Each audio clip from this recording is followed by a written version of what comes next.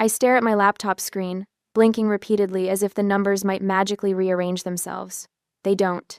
The balance that should read $53,000, my entire college fund, my safety net, my future, glares back at me with a mocking $0. My heartbeat drums in my ears.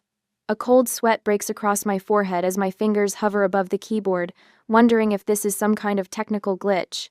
I refresh the page. The 0 remains. No, I whisper to my empty Boston apartment. No, no, no. The UTMA account my grandparents established when I was born, the one my father Gregory has managed since I was a child, the one that was supposed to carry me through my final year of architecture school at Boston University, it's empty. My hands tremble as I grab my phone from the coffee table. Outside my window, spring sunshine bathes the city in golden light that suddenly feels like a cruel joke.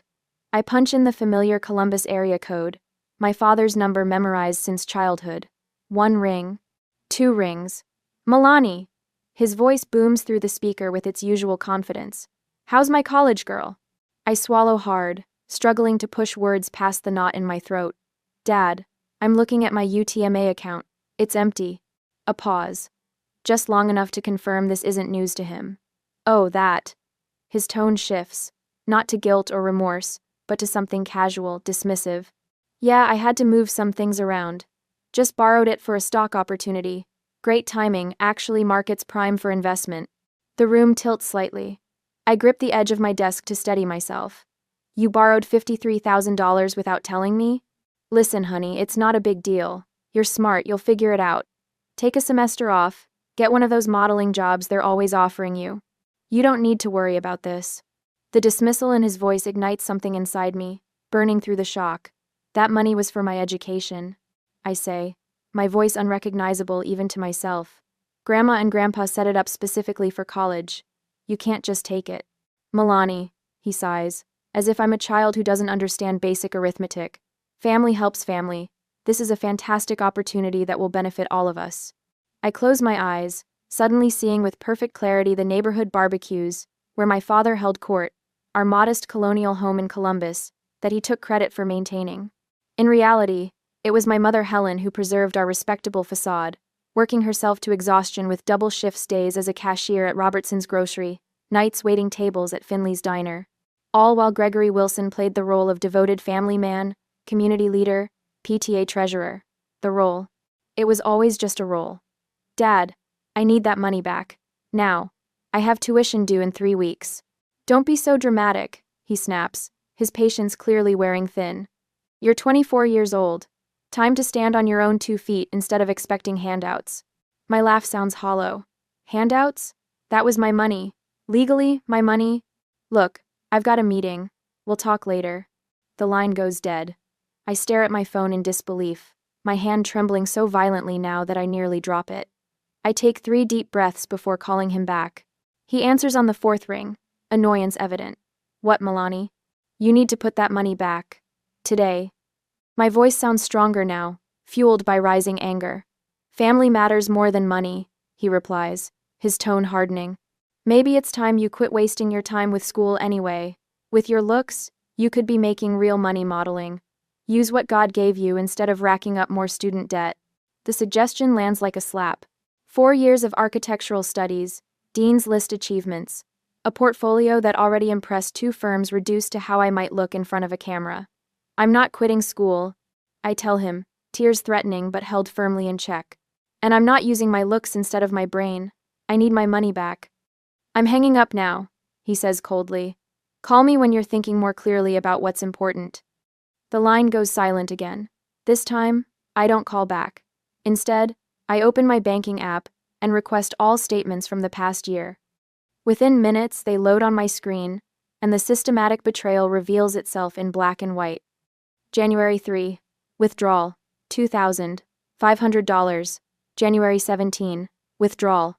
$3,000. February 2. Withdrawal. $2,500. The pattern continues small enough withdrawals to avoid triggering alerts, spaced carefully over 8 weeks. Calculated, deliberate. The final withdrawal, $3,000 on March 28, emptied the account completely. My research takes me deeper, to financial websites explaining UTMA accounts. The uniform transfers to Minors Act funds should have transferred completely to my control at age 21. For 3 years, he's maintained illegal access, feeding me the story that his name needed to remain on the account for tax purposes. The room feels suddenly smaller, the walls closing in as I recognize the magnitude of his deception. The man who lectured me about responsibility and integrity since childhood had been systematically stealing from me, his own daughter. The trust between us, already fragile from years of broken promises, doesn't just crack, it shatters completely. I wipe a single tear from my cheek and open my laptop again. This betrayal cannot stand. Not anymore. I have final exams in 2 weeks, an internship interview the week after, and absolutely no safety net. But I have something my father clearly doesn't count on: the truth, documented in black and white, and a determination that suddenly burns hotter than any fear. Have you ever discovered someone you trusted completely was deceiving you? How did your body react in that moment? The next day, the bus from Boston to Columbus takes nearly 15 hours.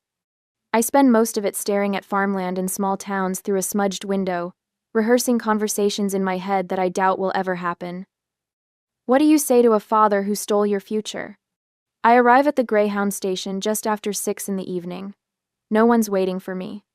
I didn't tell them exactly when I'd arrive, partly because bus schedules are unreliable, but mostly because I wanted these first hours back in Columbus to be mine alone. The familiar weight of Ohio summer humidity wraps around me as I walk the 12 blocks to our modest colonial in Bexley. Each step feels heavier than the last. My phone buzzes with a text from Mom. Dinner at 7. Your favorite lasagna. The house looks smaller somehow. The blue shutters faded from years of harsh Midwestern weather. I pause at the end of our concrete walkway, studying the trimmed hedges and the ceramic birdbath Mom bought at a garage sale 10 years ago. The perfect picture of middle-class respectability. What a lie. Dad's silver Buick sits in the driveway, gleaming under the early evening Sunday. He must have washed it this weekend, always keeping up appearances. Mom answers the door before I can use my key, pulling me into a hug that smells like tomato sauce and the lavender lotion she's used since I was little. There's my college girl, she says, her smile genuine but her eyes tired. So tired. She's coming off a morning shift at Robertson's, and I know she'll be heading to Finley's diner by 9 tonight. Your father's in the dining room setting the table. I force a smile. Great. Dad stands taller when I enter, his arms outstretched for a hug I reluctantly step into. Milani, look at you, Boston's turned you into a real sophisticated lady. I pull away quickly. It's only been a semester since Christmas, Dad. Well, you look different. He gestures to the table where 3 plates await. Your mother's outdone herself with dinner. 1. I watch him carefully, searching for signs of guilt or shame. There aren't any. Instead, he pulls out my chair with a flourish, just like he's done since I was old enough to sit at the adult table. The perfect father act. During dinner, Mom asks about finals and my internship interview. I answer mechanically while studying Dad as he cuts his lasagna into precise squares, occasionally dabbing his mouth with a napkin. He looks exactly the same, confident, collected. The respected office administrator, PTA treasurer, neighborhood barbecue host. Financial responsibility is what separates successful people from failures, he announces halfway through dinner, unprompted. I was just telling your mother, with inflation these days, you need to be extra careful with your money. The lasagna turns to ash in my mouth. I set my fork down carefully. Is that right? I manage. Absolutely. I've been reading about sound investment strategies. The key is knowing when to seize opportunities. Mom nods, too exhausted to recognize the irony. I bite my tongue until I taste blood. After dinner, Dad announces he has a work meeting and disappears. Mom loads the dishwasher despite my protests that she should rest before her next shift. I'll just lie down for an hour, she promises, her shoulders slumped with fatigue. There's pie in the fridge if you want dessert later. Once she's upstairs, I wait 15 minutes, listening to the house settle around me. Then I move silently to Dad's office off the living room. The door isn't locked, why would it be? In this house, Dad's word has always been law. His space is respected without question. Until now. The room smells of his sandalwood aftershave. A Columbus Dispatch lies folded on his desk next to a mug that reads, World's Greatest Dad. I start with the desk drawers, finding nothing but office supplies and old checkbooks. The file cabinet reveals tax returns, warranty information, and insurance policies all meticulously organized. I'm beginning to think I've made a mistake when I spot his navy jacket hanging on the back of the door. My fingers shake slightly as I reach into the pockets. Right pocket, car keys, a half roll of mints. Left pocket, folded paper, several slips. My heart pounds as I flatten them on the desk. Casino chip receipts from River West Casino. One for $500, another for $1,000, a third for $2,500. All dated within the past month. The truth hits me like a physical blow. He didn't invest my college fund in stocks. He gambled it away. I sink into his desk chair, documents spread before me. With newfound determination, I turn to his computer. The password takes 3 tries: my birth date, Mom's birth date, finally their anniversary, and I'm in. His browser history has been cleared, but his email remains logged in. I search for River West and find promotional offers, VIP invitations, special events. Dozens of them, going back months. The printer in the corner whirs to life as I print select emails. Then I find his credit card statement in a folder marked Finances Personal. My hands grow cold as I scan the transactions. ATM withdrawal, River West Casino, $300. ATM withdrawal, River West Casino, $500. ATM withdrawal, River West Casino, $750. The pattern stretches back page after page. I print these too. In his wallet, tucked in a hidden compartment behind his driver's license, I find a plastic card with gold lettering. River West Casino, Diamond Club member, the highest tier of their loyalty program. The sound of footsteps on the stairs sends me into frantic motion. I slip everything back where I found it, except for the papers I've printed, which I fold and tuck into my pocket. I've just closed the browser window when Mom appears in the doorway. "Thought you might like some tea," she says, holding out a steaming mug. Her hands are red and cracked around the knuckles, the nails cut short for practical reasons. Working hands. Honest hands. Thanks, Mom. I take the mug, guilt and rage warring inside me. Everything okay? You've seemed quiet tonight. I force a smile. Just tired from the trip. She nods, accepting this simple explanation, because that's who she is trusting, never looking for deception. I should start getting ready for my shift. The front door opens before she can leave, and Dad's voice booms through the house. "Helen? Is there any of that lasagna left?" "In the fridge, Gregory," she calls back. He appears in the doorway moments later, stopping short when he sees me at his desk. His eyes narrow slightly, then reset to their normal jovial expression. "Studying in my office? The lighting's better in here than the living room, isn't it?" "I was just checking email," I lie, watching his face carefully. His eyes flick to the computer screen, then to the desk surface. "Find everything you need?" "Actually, yes." I hold his gaze. I found exactly what I was looking for. Something shifts in his expression, so subtle an observer less motivated than me might miss it. Wariness, calculation. "Good to hear," he says, his voice carefully casual. He turns to Mom. "You heading to work soon? Want me to warm up the car?" "I've got time," she says. "Milani and I were just chatting." Dad's phone buzzes. He glances at it, then back at us. "I need to take this. Work stuff." He steps into the hallway, closing the door behind him. Mom sighs. "Always working, that one. I don't know how he keeps up the pace." I take a sip of tea to keep from telling her exactly how he spends his working hours. Not yet. Not until I'm sure. When she leaves to change for her shift, I pull out my phone and text Aunt Alicia. "Need to talk. Legal question. Can you video call tomorrow at 2? Her response comes quickly. "Of course. Everything okay?" I stare at the cracked ceiling of my childhood bedroom, the weight of those casino receipts burning in my pocket. "No," I text back. "But it will be."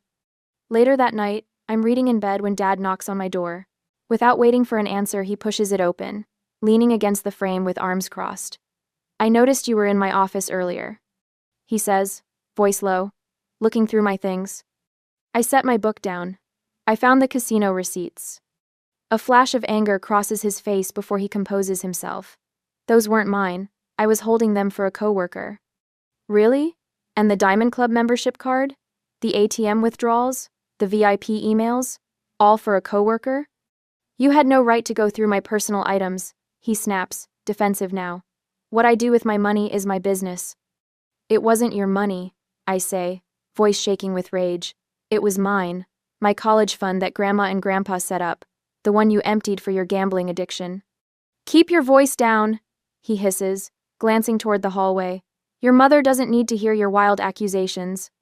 Wild accusations? I have proof, Dad. Printed copies of everything. Something dangerous flickers in his eyes. You're making a mistake, Milani. No, I reply, my voice steady now. The mistake was trusting you with my future. He stares at me for a long moment, then leaves without another word, closing the door firmly behind him. I wait until his footsteps fade before pulling out my phone again. I text Aunt Alicia. Change of plans. Need to make it a 3-way call with Mom, and I need you to bring everything you know about UTMA laws. I spend the night organizing the evidence into a clear timeline. The betrayal, the systematic theft, the deliberate deception. Tomorrow, the 3 of us will talk. And my father's years of lies will finally come to light.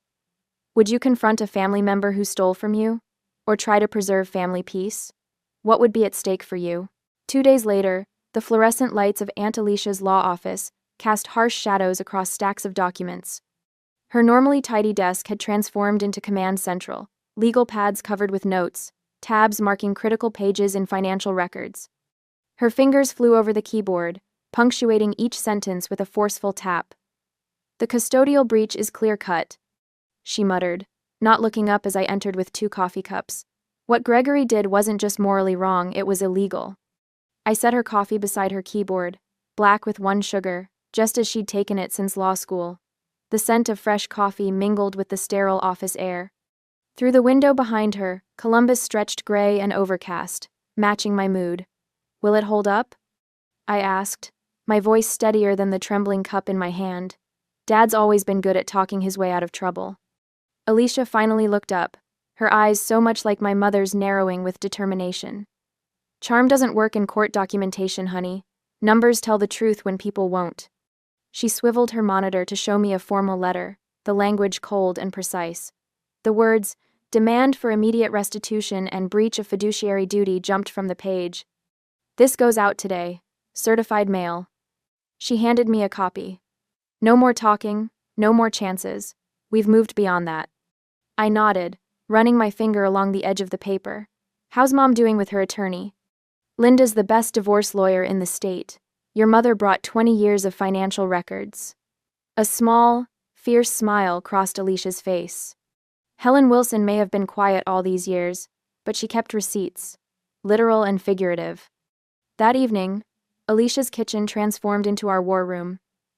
The oak table where I'd eaten countless holiday dinners now held legal documents, bank statements, and 3 mugs of tea. Mom sat across from me, her waitress uniform exchanged for a simple blouse, her hands finally still after a day without serving others. I found these in the attic, Mom said, pushing a shoebox toward me. Inside were faded bank statements from before I was born. Your father's gambling isn't new. I thought he'd stopped when we had you. Aunt Alicia spread the papers in chronological order.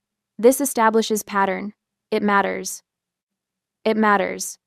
I watched my mother's face, the resignation there slowly hardening into something else, determination maybe. Or anger finally allowed to surface after years of suppression. I worked double shifts for 20 years. Mom said quietly, I thought I was helping build something. Our home, your education. Her voice caught. All while he was. She didn't finish. Alicia reached across the table, covering Mom's hand with hers. Being family doesn't mean escaping accountability. Mom nodded, shoulders straightening. No, it doesn't. 2 days later, Dad received Aunt Alicia's letter at Midwest Insurance Associates, where he'd managed the office for 15 years. I wasn't there to see his face, but his reaction arrived in my voicemail within hours. Milani, this is ridiculous. His voice sounded strained, none of the usual confidence. You're making a mountain out of a molehill. Call me. We need to talk about this legal nonsense. I didn't call back. The next message came that night. This is your father. I raised you better than this. I only borrowed that money for our family. Everything I've ever done was for this family. Call me. The third message arrived at midnight, his voice slurred and angry.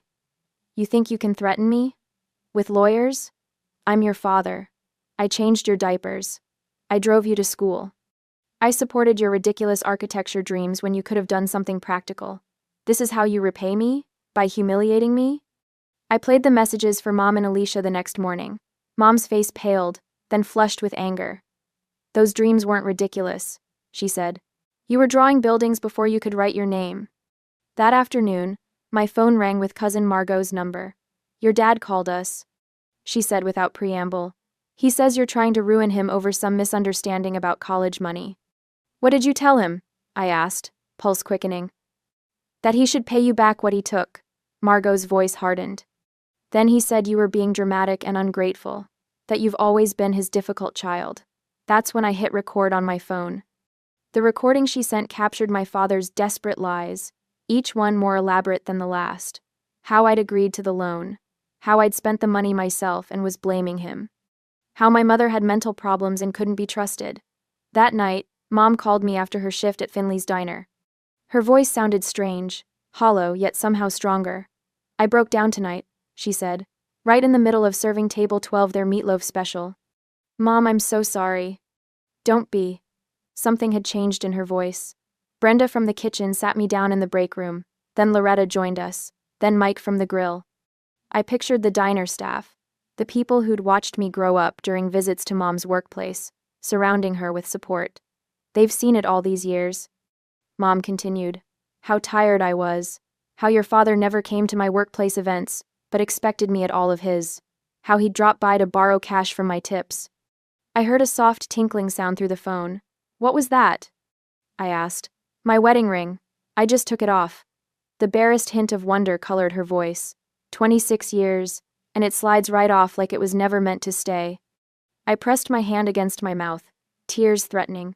I'm wiping tables right now. She continued matter-of-factly, with bare hands. Do you know how strange that feels? Like I've been wearing invisible gloves all these years. The next morning, Dad found himself locked out of the family home. Mom had changed the locks overnight with help from Mike from the diner. His key cards to their joint accounts no longer worked. Alicia had made sure of that as soon as the demand letter went out. He's been calling neighbors. Mom told me during our morning check-in, telling them I'm having a breakdown, that you've turned against him. Does anyone believe him? Martha next door told him she'd seen his car at River West Casino enough times to know who was having problems. Mom's laugh held no humor. People aren't as blind as we think. Dad's carefully constructed image was crumbling. The PTA treasurer who'd given stern lectures about fiscal responsibility. The neighborhood barbecue host who'd complained about those people who can't manage money. The father who'd taught me to balance a checkbook at 12. All while systematically stealing from his own daughter's future. You're going back to Boston tomorrow. Aunt Alicia told me that evening, passing me a printout of my flight confirmation. I'll handle things here. But the legal proceedings will take months. You need to focus on finishing your degree. Her expression softened slightly. That's the best revenge, you know. Succeeding despite him. I looked at the flight information, then at my mother sitting quietly at the kitchen table, her bare ring finger occasionally touched by her opposite hand, as if confirming its freedom. I can't afford to finish without that money, I said. You'll get it back, Alicia said, the same iron certainty in her voice that had won her countless cases. Every penny, plus interest. I've already filed the emergency injunction. Mom looked up. And I'm selling the dining room set. Your father insisted we couldn't live without. It should cover your books for next semester. Mom looked up the dining room.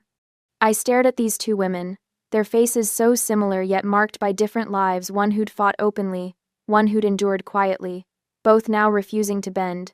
Something unfamiliar unfurled in my chest. Not just determination, I'd always had that. This was bigger. The certainty that came from knowing I wasn't fighting alone. Okay, I said, straightening my shoulders. I'll finish my degree, and Dad will face consequences for once in his life. Mom nodded, a single tear tracking down her cheek. Some things matter more than peace, honey. Some fights are worth having. Outside, Columbus prepared for evening, streetlights flickering to life one by one. Tomorrow I'd be back in Boston, back to models and blueprints and the future I refused to surrender. Behind me would be these women, my real foundation, stronger than any architecture I'd ever design. A month later, the Ohio courthouse looms before me, all sandstone and solemnity. My fingers tremble slightly as I smooth my charcoal pencil skirt, professional armor against the betrayal awaiting inside. Aunt Alicia walks beside me, briefcase swinging with purposeful rhythm, her heels clicking a confident beat against the marble steps. "Ready?" she asks, her hand warm on my shoulder. I nod, not trusting my voice. Through the heavy wooden doors, past security, down a corridor that smells of furniture, polish, and faded dreams, I spot him immediately. Dad sits with his attorney, head bent in conversation. He wears his Sunday suit, the one reserved for impressing people, and his practiced expression of concerned fatherhood. The mask I once believed without question. Our eyes lock across the room, his flash with momentary panic before settling into righteous indignation. All rise. The bailiff calls, and we stand as Judge Harriman enters, her silver hair cut in a practical bob, reading glasses perched on her nose. "Wilson versus Wilson," she announces, scanning the documents before her. "Custodial account dispute." Dad's attorney speaks first. Mr. Bentley, silver-haired and silver-tongued, rises with theatrical gravity. "Your Honor, this is merely a family misunderstanding," he begins, voice dripping with reasonableness. "My client was acting in what he believed to be the family's best interest during a temporary financial challenge." I swallow hard, tasting bitterness. The word temporary hangs in the air like poison. Aunt Alicia stands, her voice cool and precise. "Your Honor, this was no misunderstanding. We have evidence of systematic withdrawal over an 8-week period, totaling exactly $53,000. This represents clear breach of fiduciary duty under the Uniform Transfers to Minors Act." She methodically presents our documentation: bank statements, text messages, recorded phone conversations where Dad admits taking the money. With each piece of evidence, Judge Harriman's expression hardens. "Mr. Wilson," she finally says, peering over her glasses at my father, "these withdrawals appear deliberate and calculated. What explanation do you offer the court?" Dad rises, straightening his tie. The gesture so familiar it makes my chest ache despite everything.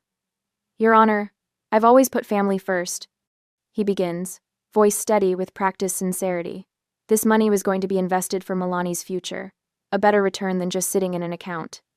"And where are these investments now, Mr. Wilson?" Judge Harriman asks. Dad shifts his weight. "There were some unexpected market fluctuations." The judge's eyebrow arches. "I see." An hour later, we sit in the settlement conference room. A court mediator presides over our small group, Dad and his attorney on one side, Aunt Alicia and me on the other. "No friendly family dinner this. I can offer $15,000 now," Dad says, leaning forward. "The rest in installments over 5 years. Aunt Alicia doesn't even glance at me before responding. "Full repayment plus 5% interest. Non-negotiable." Dad's face flushes. "That's unreasonable. I don't have that kind of money." "Then, wage garnishment is the alternative," the mediator explains, her tone neutral but firm. "Federal law permits garnishment of up to 25% of disposable earnings until the debt is satisfied." "You'll ruin me financially," Dad says, looking directly at me for the first time. His eyes hold genuine fear. The words rise from somewhere deep inside me, quiet but unwavering. "Like you tried to ruin my future?" He flinches as if I'd slapped him. Later that afternoon, we attend the preliminary hearing for Mom's divorce case, held in the same courthouse but a different courtroom. Dad's face has lost its confident glow, replaced by a grayish pallor as Mom's attorney presents evidence of mortgage fraud and credit cards opened in her name without consent. Mrs. Wilson worked 2 jobs believing her income was supporting her daughter's education, the attorney states. Instead, Mr. Wilson was systematically diverting funds to gambling activities while creating unauthorized debt in his wife's name. Dad's desperate response, "Helen knew everything," falls flat, as Mom's attorney presents years of falsified financial statements. The judge doesn't bother hiding his disgust. This court finds clear evidence of financial misconduct. Mom sits 3 seats away from me, her hands folded neatly in her lap.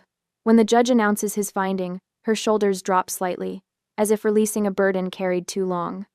Back in the first courtroom, Judge Harriman approves our settlement terms with brisk efficiency. Full repayment of $53,000 plus 5% interest.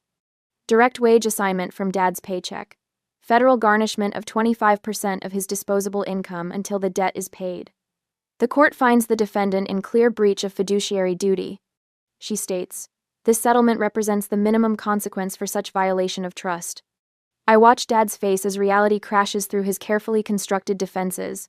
His mouth opens slightly, eyes widening with genuine shock. He truly believed he would escape consequences. That his charm would save him, as it always had before. Outside on the courthouse steps, spring sunshine warms my face, but brings no joy. I've won, but victory tastes hollow. Aunt Alicia squeezes my hand. You did the right thing, she says quietly. I nod, watching Dad emerge from the building, shoulders hunched, attorney whispering urgently beside him. He looks older suddenly, diminished. I know, I reply, turning away.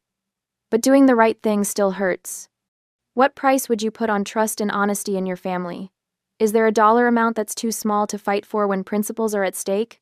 4 crimson tickets lie flat on my kitchen table, each representing a seat at tomorrow's Boston University Architecture School graduation. I run my finger along the embossed university seal, feeling the weight of my decision with each pass. 4 tickets, I whisper to my empty apartment. The late afternoon sun filters through my blinds, casting stripes across the neatly arranged rectangles. I've already decided who deserves to witness this moment. I fought so hard to reach. Mom, Aunt Alicia, and my 2 closest friends, Sophia and Trevor. Not Gregory Wilson. Not the man who almost destroyed this future. My phone buzzes with an incoming text. Dad's name appears on the screen. His 5th message today. When should I book my flight? Need to request time off work. The casual presumption in his words ignites a familiar heat in my chest. I take a deep breath and type my response. I only have 4 tickets. I've allocated them to Mom, Aunt Alicia, Sophia, and Trevor. I won't be able to accommodate you at the ceremony. His response comes almost instantly. This is ridiculous. I'm your father. Of course I'll be there. I place my phone screen down on the table, my hand trembling slightly. 6 months since the court order. 6 months of wage garnishment payments trickling into my account. 6 months of his alternating guilt trips and demands for gratitude because he's making things right. My phone lights up again with multiple messages. You wouldn't even have a graduation without me. I worked for years to support your education. What will people think when your father isn't there? The last one almost makes me laugh. What would people think if they knew the truth? That he gambled away my college fund? That a court had to force him to repay what he stole? I silence my phone and return to packing my graduation cap and gown. The morning of graduation dawns bright and clear. Boston sparkles beneath an impossibly blue May sky as Mom and Aunt Alicia arrive at my apartment with coffee and pastries. Oh honey, look at you, Mom says, her eyes already welling with tears. She looks different now, lighter somehow, despite the new wrinkles around her eyes. The divorce proceedings finished last month, and freedom suits her. Stop it, Helen, you'll make your makeup run before we even get to the ceremony. Aunt Alicia says, but her voice is gentle. She hands me a garment bag. Your robe might wrinkle if you carry it. Let me hang this up for you. In the hotel room, Mom sits me down at the vanity mirror. From her purse, she removes a small velvet box.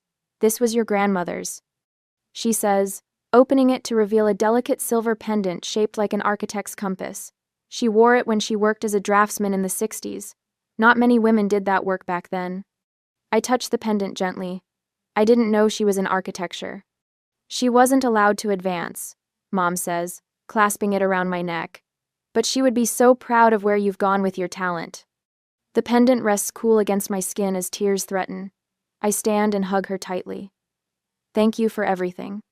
I whisper against her hair, breathing in her familiar scent of grocery store hand lotion and coffee. You did this yourself, she says firmly, despite everything. A knock at the door announces Sophia and Trevor, arms loaded with flowers and a handmade banner that reads, Milani Wilson, Architect Extraordinaire. The procession of graduates feels surreal. Hundreds of us in identical robes and mortarboards, marching across the quad toward the ceremony pavilion. Parents and friends line the walkways, snapping photos and waving. I scan the crowd, spotting Mom, Aunt Alicia, Sophia, and Trevor in their designated seats, their faces beaming with genuine pride. Then I see him. Gregory Wilson stands at the entrance to the seating area, his face tense with determination. He wears a new suit probably bought for the occasion, and holds a bouquet of roses so large it looks absurd in his hands. My step falters momentarily, but the procession keeps moving, carrying me forward. I watch in horror as he pushes toward the student seating section, ignoring the usher asking to see his ticket. "That's my daughter," he announces loudly, pointing toward me. "Milani Wilson. She only made it because of my sacrifices." Heads turn. Whispers ripple through the crowd. My face burns with embarrassment as I continue the procession, unable to stop or hide. "Sir, you need a ticket," I hear the usher saying firmly. "I'm her father." Gregory's voice rises above the murmur of the crowd. "I deserve to be here. I paid for all this." From my position in line, I see Aunt Alicia rise from her seat, her attorney's poise evident even from this distance. She intercepts Gregory in the aisle with remarkable speed. "You don't have a ticket," she says, her voice calm but carrying clearly. "You don't belong here." "Get out of my way, Alicia," Gregory hisses, loud enough for nearby rows to hear. "I deserve the front row as her proud father." "No," Aunt Alicia stands firm. "You were expressly not invited." Two security officers approach, their manner professional but uncompromising. "Sir," the taller one says, "we need to see your ticket, or we'll have to ask you to leave." "This is ridiculous." Gregory's voice rises further, drawing more attention. "That's my daughter. I'm entitled to see her graduate." "Sir," the officer repeats, "leave now or we'll escort you out." "Do you know who I am?" Gregory demands, his face reddening. "I'm Gregory Wilson. I've sacrificed everything for that girl. Without me, she wouldn't even be here." The security officers exchange a glance, then each takes one of Gregory's arms. "No, this is outrageous." He struggles against their grip. "Milani, tell them who I am. Tell them I'm your father." I stand frozen in line, mortified as hundreds of eyes swing between the commotion and me. My classmates shuffle uncomfortably. One friend squeezes my elbow in silent support. Security begins physically moving Gregory toward the exit. He continues shouting about his rights as a parent, his voice growing more desperate with each step.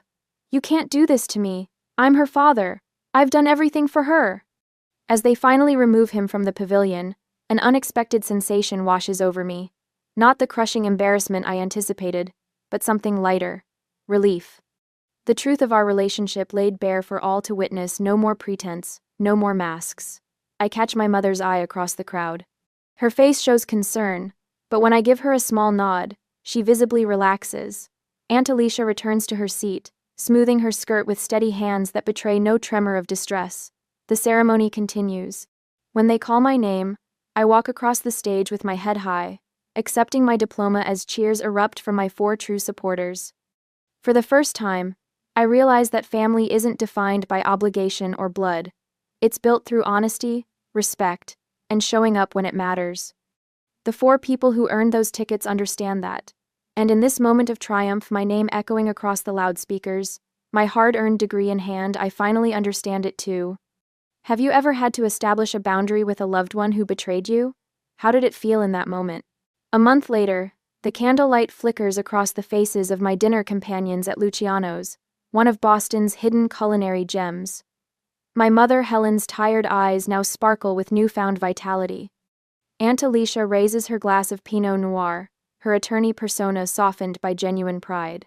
"To Milani," she announces, her voice carrying over the restaurant's gentle hum, "who didn't just earn her architecture degree, she fought for her future and won." My 2 closest friends, Jenna and Taylor, clink their glasses against mine. Their unwavering support carried me through those desperate nights when I questioned whether I'd make it to this moment. "I never doubted you," Mom says, reaching across to squeeze my hand. "Not for 1 second." The truth hangs unspoken between us how different this celebration is from the elaborate parties my father would orchestrate, events designed to showcase his generosity rather than my accomplishments. Those gatherings were never about me. "I have something to say," I announce, surprised by the steadiness in my voice. I raise my glass toward the circle of women who formed my safety net when everything collapsed. Without you, I might have given up. You didn't just help me recover what was taken. You showed me what real support looks like. The moisture in Mom's eyes catches the light as she smiles. Jenna leans forward, her architectural portfolio peeking from her bag. "Speaking of real support, tell them about Westfield and Reed." I feel warmth spread across my cheeks. "I accepted their offer yesterday. Junior designer. Starting next month." The table erupts in cheers loud enough to draw glances from nearby diners. And I continue once the celebration quiets. I signed a lease on that apartment near the Commons, the one with the breakfast nook perfect for drafting. My mother's expression shifts subtly. Is it affordable? Every penny is mine, I assure her. My salary covers it comfortably. What I don't mention is how I've calculated the budget down to the dollar, factoring in the garnished payments from Gregory's wages that have begun appearing in my account. The first one arrived yesterday, $1,273.62, with a cold transaction number where a father's love should be. Your turn, Mom. I say, deflecting attention. Tell them about your new place. She straightens, a quiet confidence, replacing the exhaustion that once seemed permanent. Just a small apartment near Robertson's, but the windows face east. Morning sunshine, her voice strengthens. And one job now, just one. The divorce papers were finalized Tuesday, Aunt Alicia adds, lifting her glass again. To new beginnings for both Wilson women. Sunday morning arrives with gentle spring sunshine streaming through my windows. The phone rings, and Mom's name lights up my screen. Just checking in, she says, her voice carrying a lightness I'm still getting used to. Our conversation meanders comfortably until she falls quiet for a moment. I should have seen the signs years ago, Milani. Her voice drops to nearly a whisper. All those late nights he claimed were work meetings. He fooled us both, Mom, I interrupt gently. Remember when he convinced us he needed that new leather briefcase for client meetings? And we found it stuffed with candy wrappers in the garage 3 months later. She finishes, a small laugh escaping her. The sound of her laughter heals something in me I hadn't realized was still broken. Later, I walk through Boston Common, my steps light despite the weight of everything behind me. Students sprawl across the grass, textbooks open to catch the spring sunshine. A young woman struggles ahead of me, arms wrapped around a stack of architecture textbooks that threatens to topple. I quicken my pace, catching a heavy volume as it slides from her grip. Structural Engineering Principles. I read from the cover, smiling. Second year? She nods gratefully. These weigh a ton. Mind if I help? I'm headed this direction anyway. As we walk, I see myself in her determined expression. That evening, I sit at my small desk, confirmation email open on my laptop. My new savings account with its triple verification security measures stares back at me. I transfer my first deposit, watching the numbers climb from 0 each digit representing security I've built for myself. My phone buzzes with a text. Gregory's name appears with the first line visible. Milani, you need to reconsider this whole legal. I swipe it away without reading further, turning instead to the design sketches for my first professional project. He thought stealing my money would steal my future. Instead, his betrayal made me stronger.